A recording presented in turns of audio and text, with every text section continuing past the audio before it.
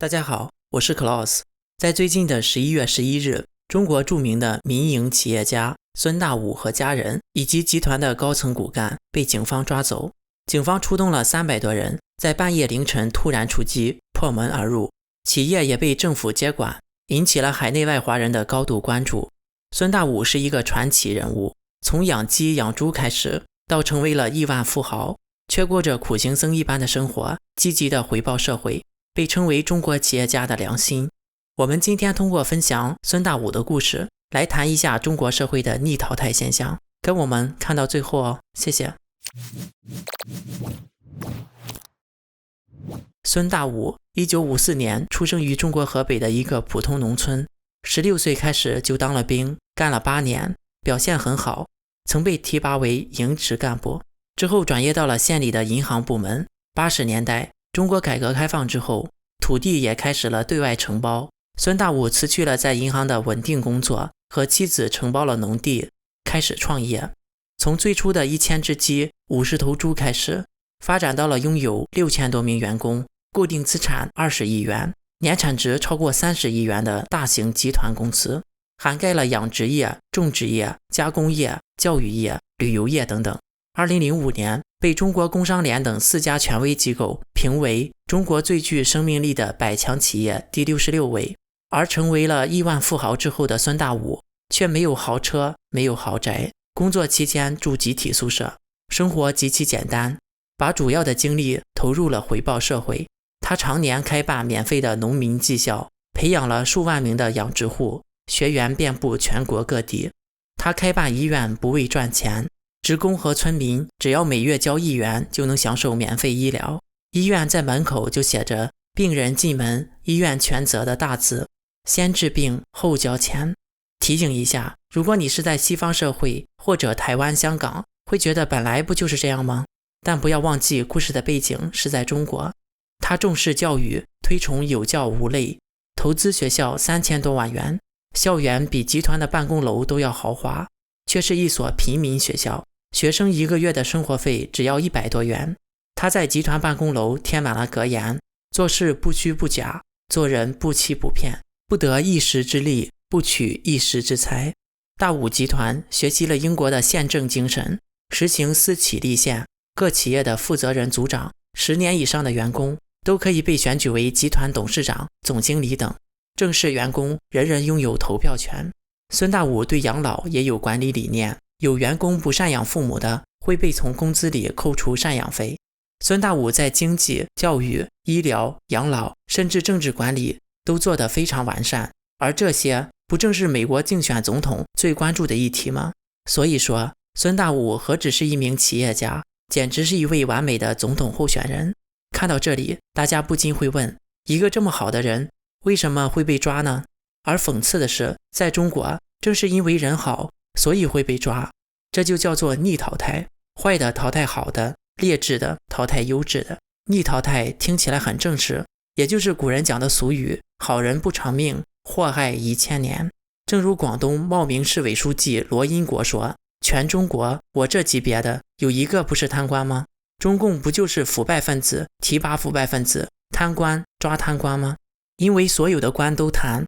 如果有一个不贪的，那就显得格格不入，必须要一起贪，签了投名状才能在从政的圈子里往上爬。中国共产党一直给人民画大饼，平民教育、免费医疗、养老保障、宪政民主等等，却从来都没有落实。政府做不到的，却被一个农民企业家做到了。孙大武的存在就是一个鲜活的例子，打脸中国的执政党。正如清朝发生粮荒的时候，却禁止外国传教士赈灾，理由是好人让你做了，那我是什么？所以孙大武的一位朋友就对孙大武说，大武，你跟别人不一样，你跟现实社会不兼容，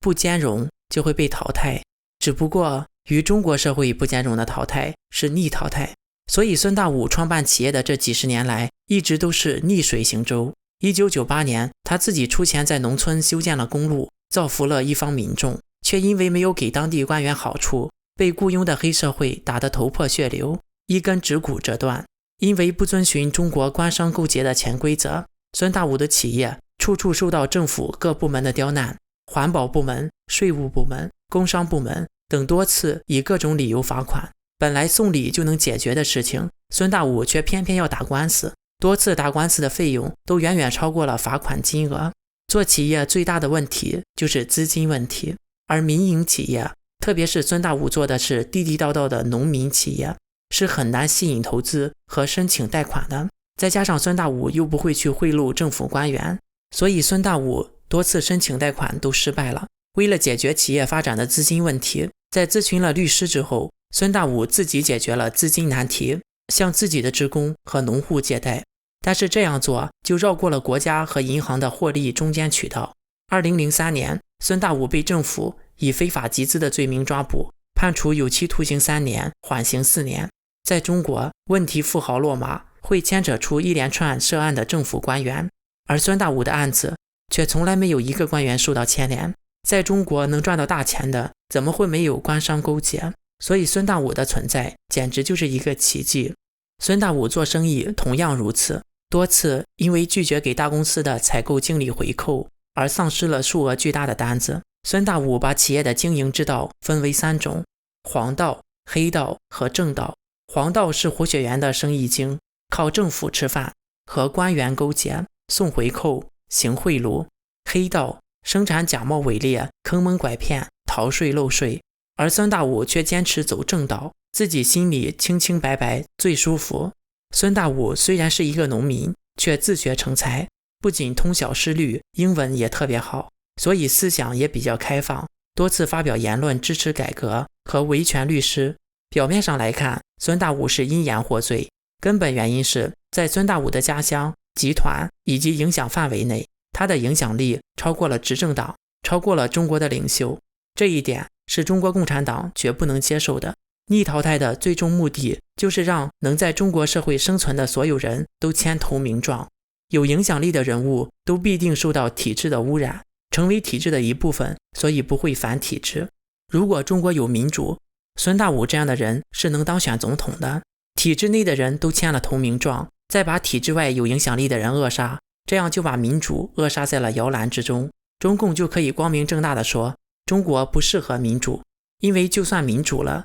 你们也没人选。好了，下面进入网友互动环节。上一期节目我们分析了美国总统选举计票之后的程序，同时回顾了美国历史上最具争议的几次选举。首先感谢网友 Rocky H 指出了2个错误。第一，小布希当年271张选举人票，以超过半数2张票的优势当选。第二，川普提名任命的巴雷特是大法官，不是首席大法官。美国联邦最高法院是美国3权分立里面的司法部门的最高机构，首席大法官是最高的司法官员，加上首席大法官一共9名大法官，目前保守派法官占多数，有6席。另外有一些网友说，当年美国南北内战就是林肯当选总统的结果，但是当时美国的州是拥有军队的，而现在美国的军队是属于联邦，而总统是3军的统帅。网友黄宪正说，时代不一样了，城市的人相对的变少了，都是贪婪求机取巧在作怪。网友854说，钞票有价，选举无价，全世界都在看，希望美国的选举能公正公开。网友 Echo Second 说内战就是对墙内韭菜们的洗脑，看吧，民主会带来内战，所以民主是不好的。好了，本次节目就到这里，感谢所有参与留言讨论的朋友们，我是 Klaus， 我们下次再见。